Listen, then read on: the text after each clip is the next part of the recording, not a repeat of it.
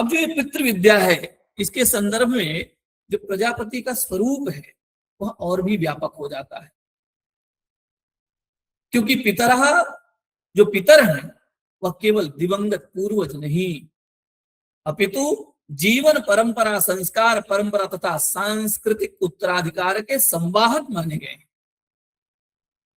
ये केवल वही परंपरा नहीं है, केवल हम पितर मान बैठे बस उतना, पितृदेवता भव पितृदेवो भव, नहीं, उनसे पूरी परंपरा चली आ रही है।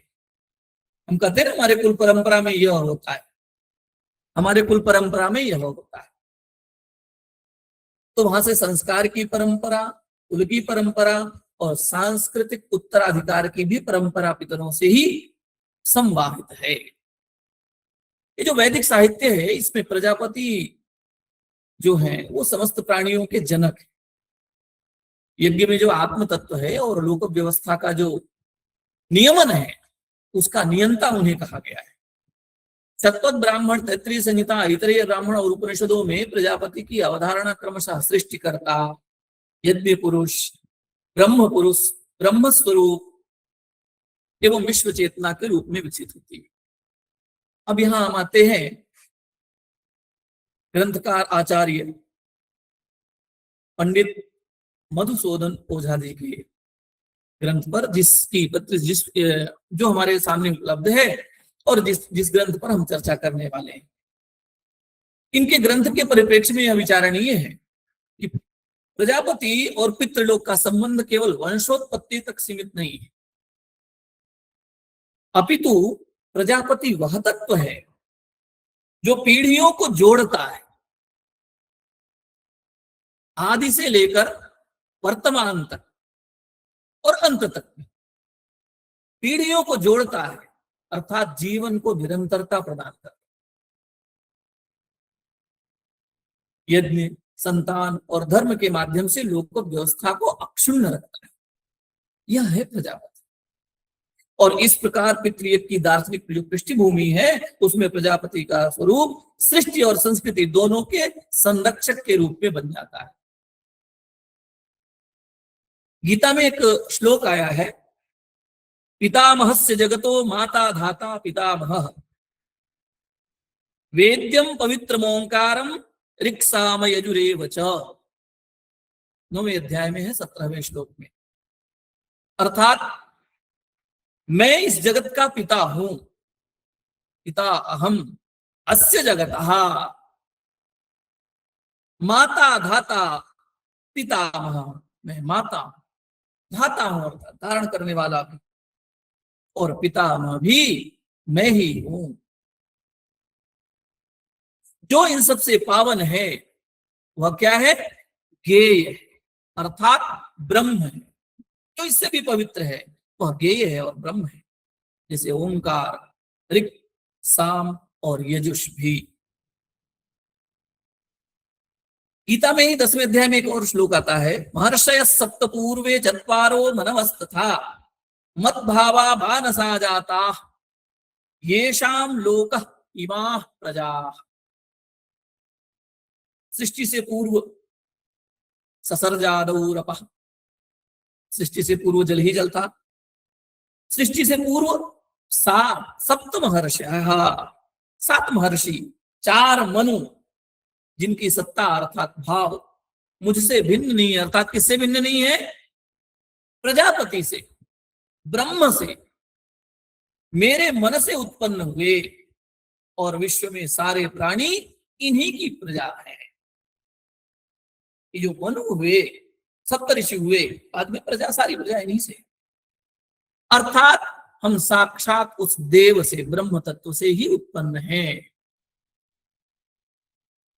उत्सृजता, उन्होंने सृष्टि की रचना की, अर्थात हमारी, आपकी, इस चराचर जगत की, स्थावर की, जंगम की उन्होंने रचना की। अब विषय पर आते हैं। प्रथम पंक्ति है, ऋषि मंत्र नामनो प्राणवाचोर यजुः शब्दः। अब पहले हम समझे कि ऋषि क्या है। हम ऋषि की चर्चा बहुत करते हैं, ऋषि जानते हैं, महर्षि ऋषि। ऋषि दर्शनात्, कहा ऋषि क्या है, तो ऋषि वह है जो मंत्रों का दर्शन करता है।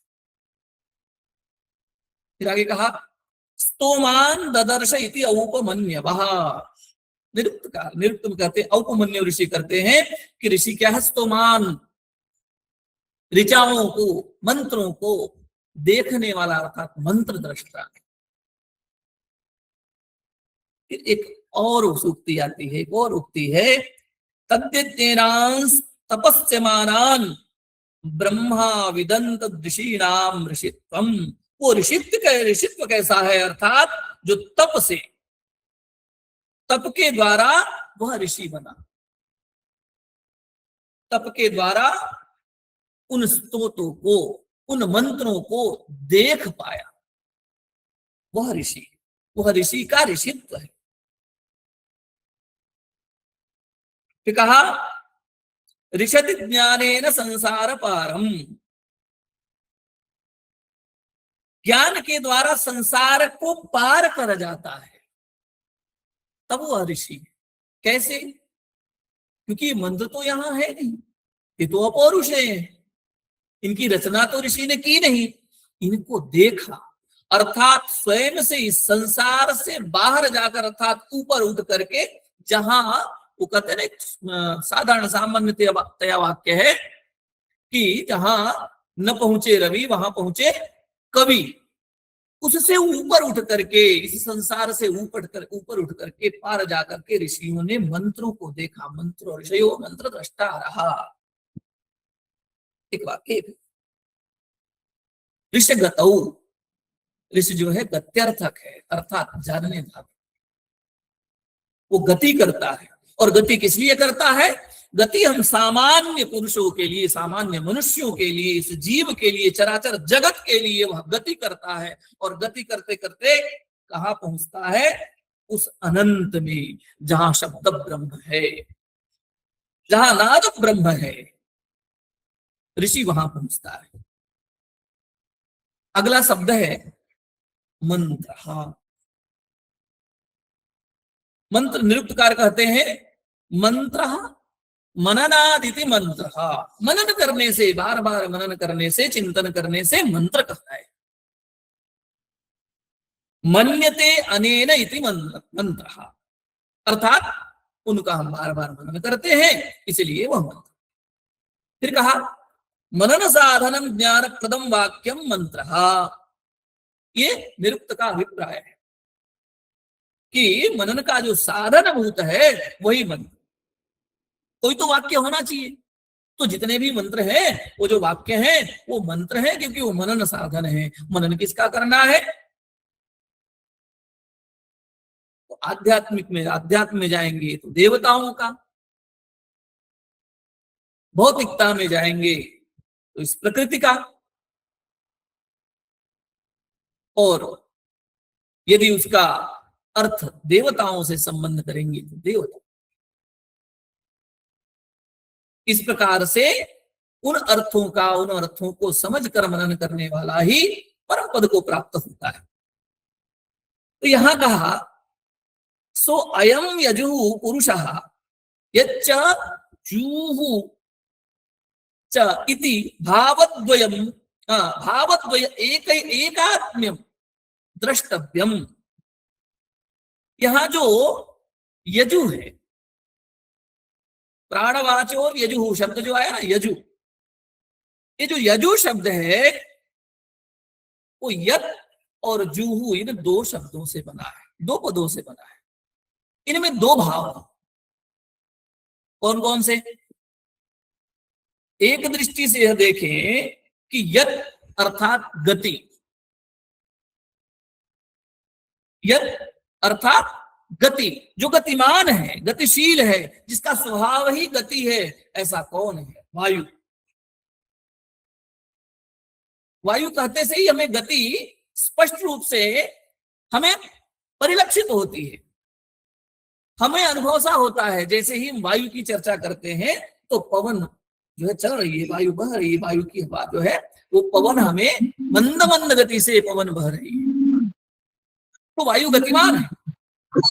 तो यज्ञ जो है वह गतिशील है, गतिमान है। और जो जू है, जू हु विसर्ग से, वह क्या है, स्थिति स्वभावी है, वह स्थिर है।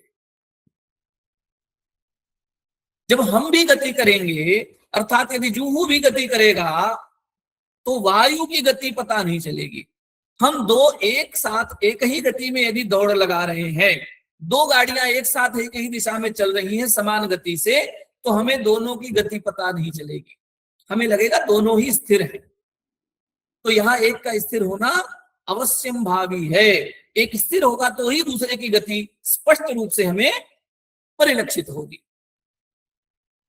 वो स्थिति है, उसका स्वभाव क्या है, वह क्या है, वह है आकाश।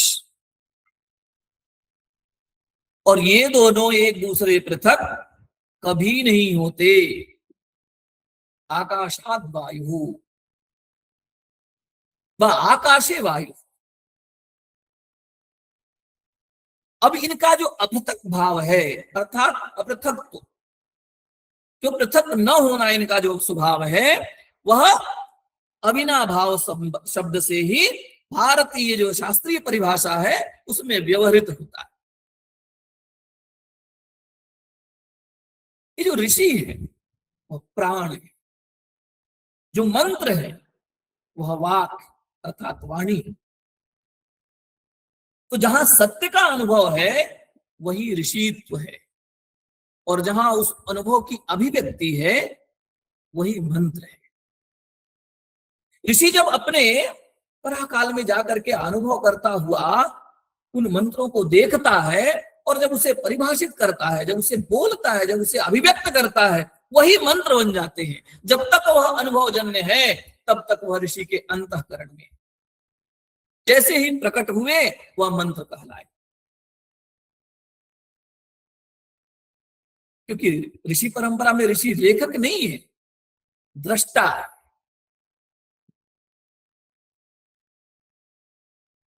अब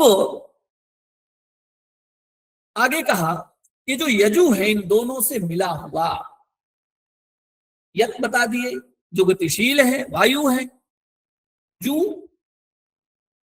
जो स्थिर है, आकाश है, और जो यजु है इन दोनों का निश्चित स्वरूप अविभाज्य, वही ब्रह्म। जो दोनों को मिलाने वाला है, दोनों को एक करने वाला है, दोनों से उत्पन्न जो है, अर्थात दोनों में जो है और दोनों जिसमें है वही ब्रह्म है।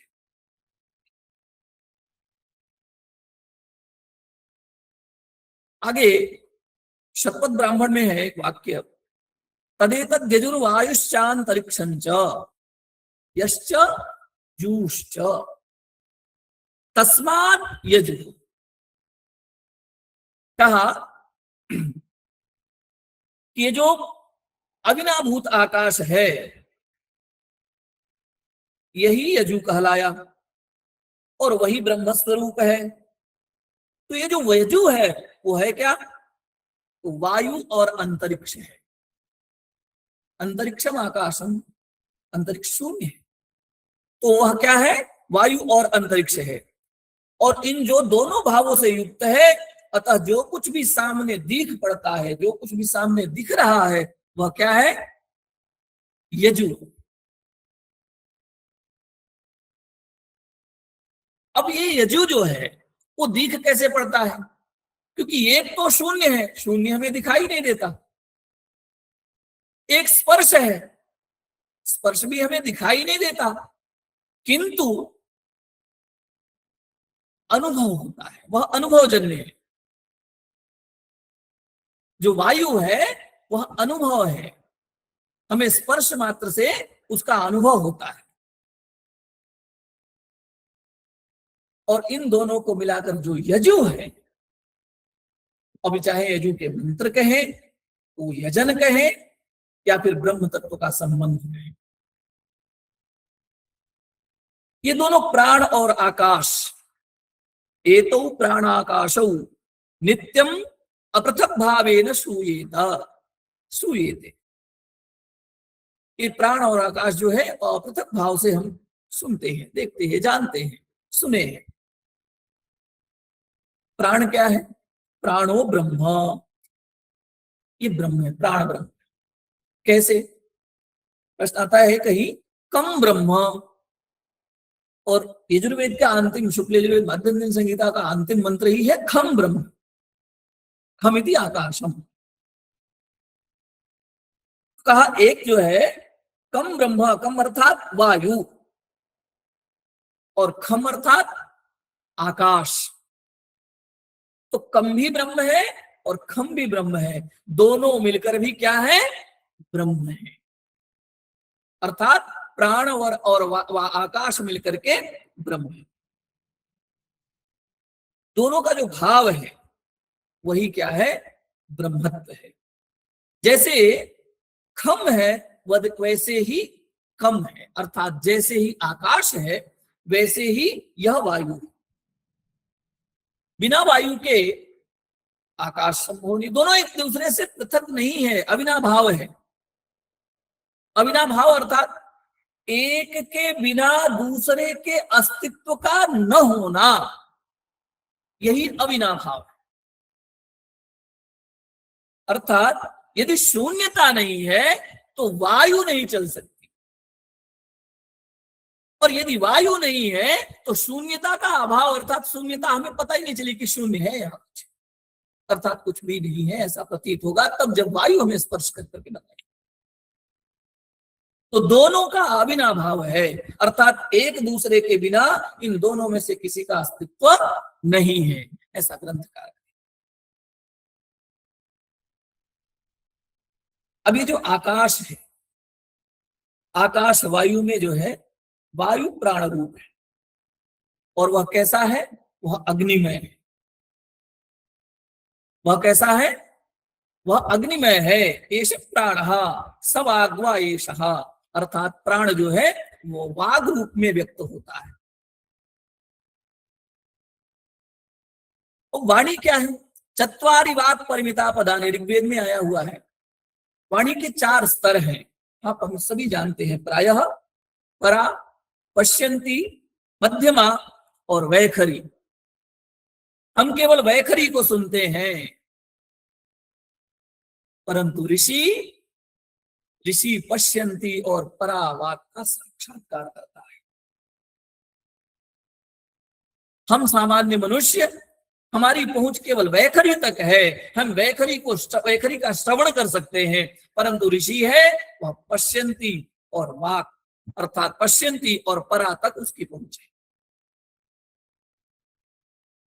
ये मंत्र क्या है? ये मंत्र उसी का, वही जो दर्शन किया उसी का प्रतिफल है। ऋषि ने जो दर्शन किया था उसी के प्रतिफल है। सूर्य और प्रकाश में इनका संबंध कैसा है? ऋषि और मंत्र का, क्योंकि जो देखा वह प्रकट किया वैखरी के रूप में, तो अभी इनका संबंध कैसा है? सूर्य और प्रकाश में जैसा संबंध है वैसा है, अग्नि और ज्वाला में जैसा संबंध है वैसा है, बीज और वृक्ष में जैसा संबंध है वैसा संबंध है यह ऋषि और मंत्र।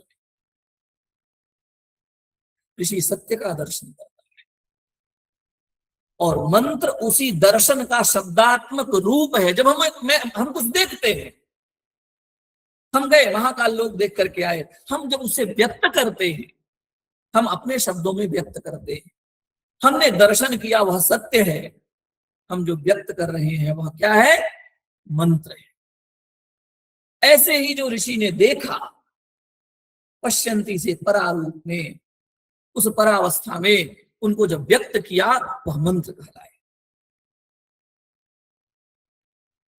यजुर ब्रह्म संबंधात्मकम अंतरिक्षम, ये जो यजु शब्द है यह यज्ञीय मंत्र है और यह संबंधों का विराट जाल है।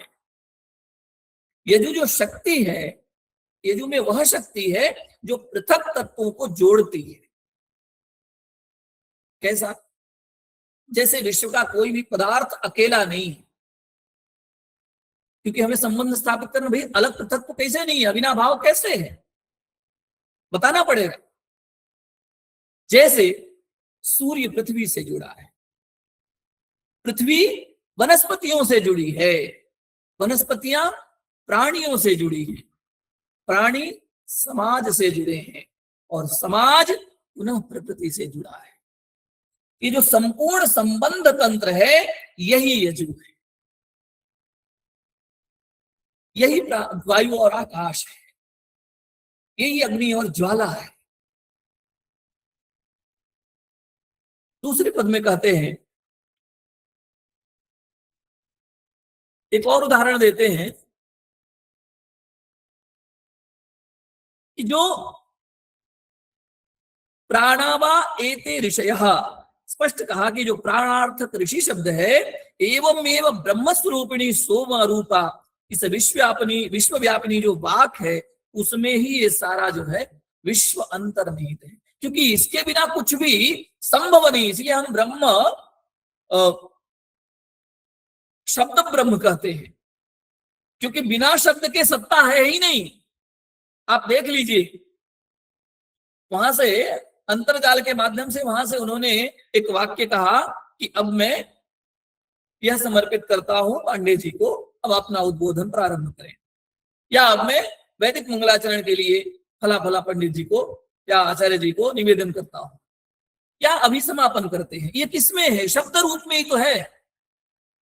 वह आप यदि ऑफिस में है तो वहां एक लेटर टाइप होता है, आदेशात्मक, कल से सबको ये करना है, वो भी शब्दात्मक है।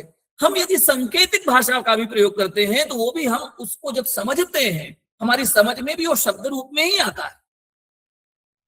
तो सत्ता किसकी है? सत्ता तो शब्दात्मक ही है, अर्थात शब्दों की ही सत्ता है।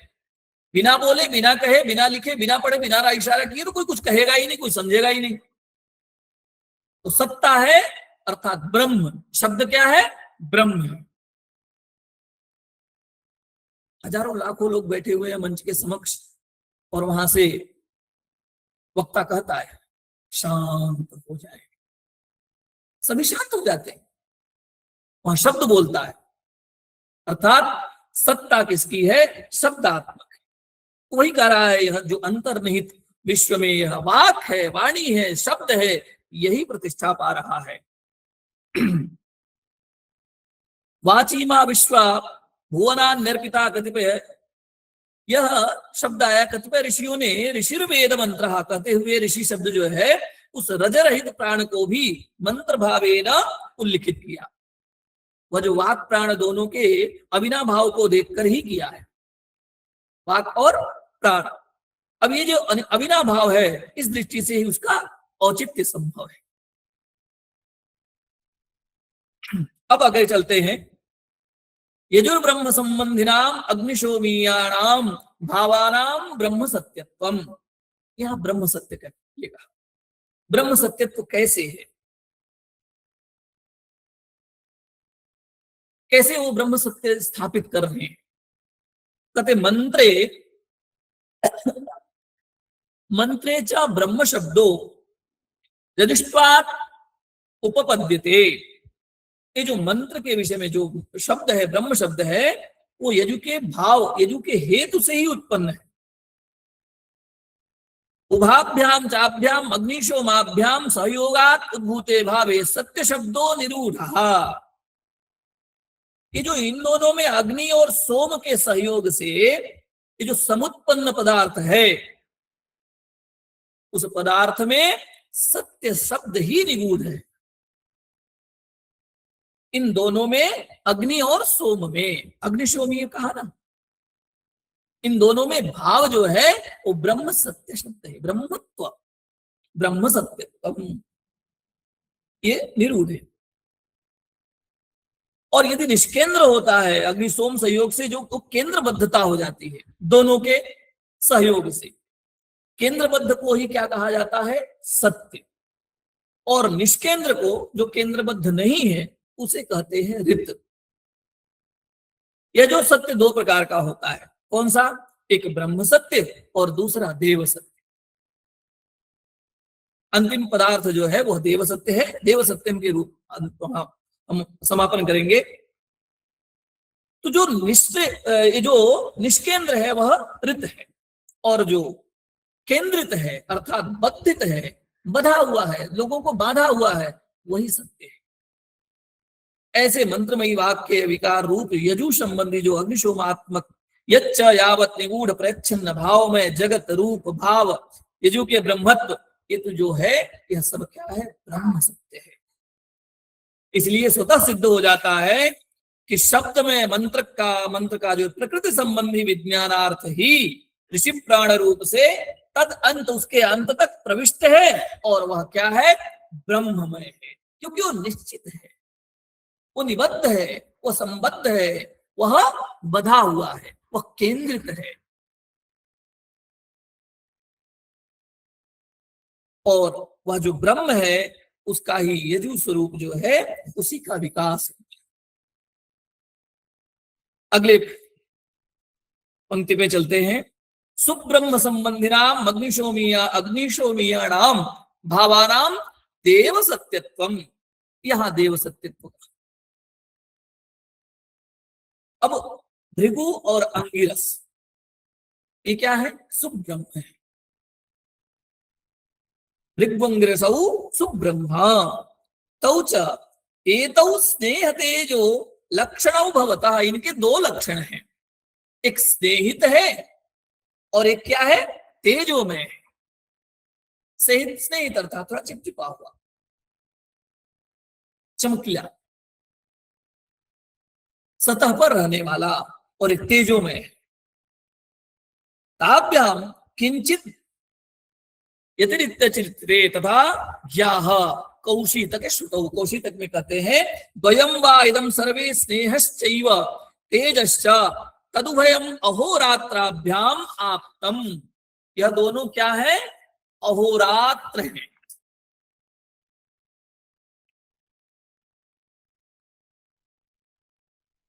कहा स्नेह और तेज ही जगत रूप का भासमान दृश्य है। कैसे, ये दोनों तत्व जो है वह भृगु और अंगिरा, ये क्या है, दिन और रात्रि, इन दोनों के द्वारा पाए गए हैं। दिन में तेज और रात्रि में स्नेह। तो स्नेहन अर्थात चिकनाई होता है, स्नेहन, और तेज यानी जानते हैं दीप्ति। तो संसार का कोई भी पदार्थ इनसे रहित नहीं हो सकता या इनसे अलग नहीं है। अब स्नेह का जो लक्षण है वह भृगु है, अर्थात सोम है। अग्निशोमी कहा ना, तो जो भृगु है वह स्नेहित है और वह क्या है, सोम है। और जो तेज लक्षण वाला अंगिरस है वह क्या है, अग्नि है। इनमें सोम के ही विवर्तभूत जो है पितृप्राण है।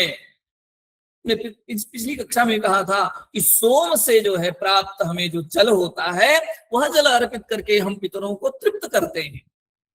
और सोम क्या है, वो पितरों से संबंधित है, वो स्नेहित है, क्योंकि पितर हमसे जुड़े हुए हैं, हमसे पृथक नहीं है, हम उनसे जुड़े हुए हैं, इसीलिए सोम तत्व कहा। और वो पितृप्राण है। अंगिरा संबंधी जो अग्नि है वह क्या है, वह विवर्त भूत है, और वह प्राण क्या है, देव प्राण है। इसलिए ये दोनों क्या है, दोनों ही सत्य माने गए। जैसे सोम रस है वह जीवन का रस है, आनंद है, पोषण है, शीतलता है, सृजन शक्ति है। उसमें सोम में सृजन की शक्ति है। जैसे एक बीज में होती है वृक्ष की शक्ति, हमें दृश्यमान नहीं होता, हम देख नहीं पाते, परंतु वह वृक्ष उत्पन्न होता है उस छोटे से बीज से, बड़े से बड़ा विशाल वृक्ष। जो रस है, देवताओं की जो दैविक वैदिक अवधारणा है, जो सुब्रह्म है, ये सब किससे संबंधित है, उस अंगिरस से, भृगु से, अंगिरस यदि अग्नि है, भृगु स्नेहित है, अर्थात हम उससे स्नेह अर्थात रस, सोम शीतलता, पोषण, तेज अर्थात अग्नि, प्रकाश, ऊर्जा, चेतना, ये सब मिल करके ही यह क्या है, सत्य ब्रह्म है। देव सत्यत्वम, यह देव सत्यत्व है। उस पोषण की, उस जीवन धारा की, ये जो वंशगत निरंतरता है, उसके प्रतीक है ये जो सोम तत्व है। सोम का कार्य क्या है, सोम संरक्षण करता है, पोषण देता है, वंश को आगे बढ़ाता है। इसलिए पितर जो है वो सोम के रूपांतर माने गए। और अग्नि, क्योंकि अग्नि ऊर्ध्वगामी है, चेतना है, शक्तियों का प्रतीक है, इसलिए वह क्या देता है, प्रकाश देता है, ऊपर को उठाता है, रूपांतरण करता है। इसलिए देवगण क्या है, अग्नि तत्व है और वह प्रकट रूप है, अर्थात दृश्यमान रूप। इसलिए देव सत्य का गूढ़ अर्थ है, अत्यंत महत्वपूर्ण वाक्य क्या है, देव सत्यम। ब्रह्म सत्यम, देव सत्यम, जगन मिथ्या, ये सभी जानते हैं। तो अब अग्नि केवल तेज पर्याप्त नहीं, बिना स्नेह के भी वह पर्याप्त नहीं है। यदि प्रकाश पड़ रहा है तो कहीं न कहीं जाकर वो स्थिर होगा। यदि वो स्थिर नहीं होता है तो वो प्रकाश दिखेगा नहीं। जैसे करोड़ों वर्षों से वहां से चला या तारे का जो प्रकाश है वो हम तक पहुंचते ही हम पर स्थिर होता है, हमारे नेत्रों पर स्थिर होता है, पृथ्वी पर स्थित होता है, इसलिए हमें वो दिख पड़ता है। और वह प्रकाश पुंज हमें जब तक वो आधार नहीं मिलेगा, अर्थात स्नेह अर्थात चिपकने वाला एक ठोस पदार्थ नहीं मिलेगा, तब तक अग्नि का भी, उस प्रकाश पुंज का भी कोई अस्तित्व नहीं है। तो जो प्रकाश है वही देवता है और जो चेतना है वो सोम तत्व है। इस प्रकार न ऋषि अलग है, न मंत्र अलग है, न मंत्र अलग है, न प्रणव अलग है, न ही वाक अलग है, और इनसे यजु तो बिल्कुल भी अलग नहीं है।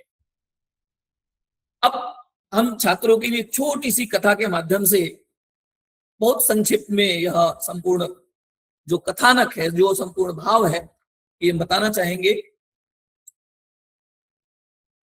इसी से संबंधित है। प्राचीन काल में एक बालक जो है अपने गुरु के पास गया और पूछने लगा कि भगवान वेद में कहा जाता है कि ऋषि, मंत्र, प्राण, वाक एक दूसरे से जुड़े हुए हैं, तो मैं इसे कैसे समझूं। तो मुस्कुराए।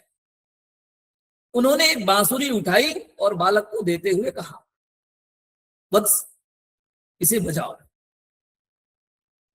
बालक ने अथक प्रयास किया, बहुत प्रयत्न किए, परंतु कोई मधुर स्वर उत्पन्न नहीं। तब गुरु ने स्वयं बांसुरी ली और उन्होंने उसमें प्राणवायु फूंकी। देखते ही देखते मधुर संगीत गूंज उठा, मधुर स्वर गूंजने लगा। बालकों के और छात्र थे उनके कानों में पड़ा। बालक ने अर्धस्वर से उनकी ओर देखा और अचंभित हो प्रश्न जैसे अपने मुखाग्र को किया। गुरु बोले, वत्स इस बांसुरी को मंत्र समझो, इसमें जो प्रवाहित होने वाली जो वायु है उसको प्राण समझो, और जो मधुर ध्वनि निकली है उसे वाक समझो। बालक ने फिर पूछा, गुरुजी फिर ऋषि कौन है। ने उत्तर दिया, जो संगीत को पहले अपने अंतःकरण में सुनता है, अर्थात जिसे वो पता था कि हमें वो संगीत कैसे, बांसुरी कैसे बजानी है, अंतःकरण में पहले वह सुन लिया, पहले ही धुन बना ली, वह ऋषि है। अर्थात जो उस संगीत को पहले अपने अंतःकरण में सुनता है फिर उसे प्रकट करता है, वही ऋषि। बालक पुनः बोला, और फिर यजु क्या है। तो गुरु के समीप खड़े हुए जो झाड़ पत्ते थे, वृक्ष थे, उनको संकेत करते हुए गुरुजी बोले, देखो ये बांसुरी किससे बनी है, ये बांस से बनी हुई है। बांस किससे उत्पन्न हुआ है? पृथ्वी से उत्पन्न हुआ। पृथ्वी को वर्षा ने पोषित किया, वर्षा सूर्य के ताप से बनी, यह सूर्य संपूर्ण जगत को जीवन देता है। तो इन सबको जोड़ने वाला जो अदृश्य संबंध है वही यजु है। इनको जोड़ता कौन है? तो इन सबको जो जोड़ने वाला अदृश्य संबंध है, जो केंद्र है, जो बिंदु है, जो बंधन है, वही यजु है। यजु। फिर गुरु ने कहा प्राण बिना मंत्र नहीं, मंत्र बिना वाक नहीं, वाक बिना ज्ञान नहीं, और संबंध बिना सृष्टि नहीं। यही वेद का रहस्य है। बालक विनम्रता पूर्वक प्रणाम किया और कहा अद्य हम ज्ञातवान ऋषि दृष्टा मंत्र तस्य वाणी प्राण तस्य जीवनम यजु तेषां सर्वेषां संबंध सूत्रम।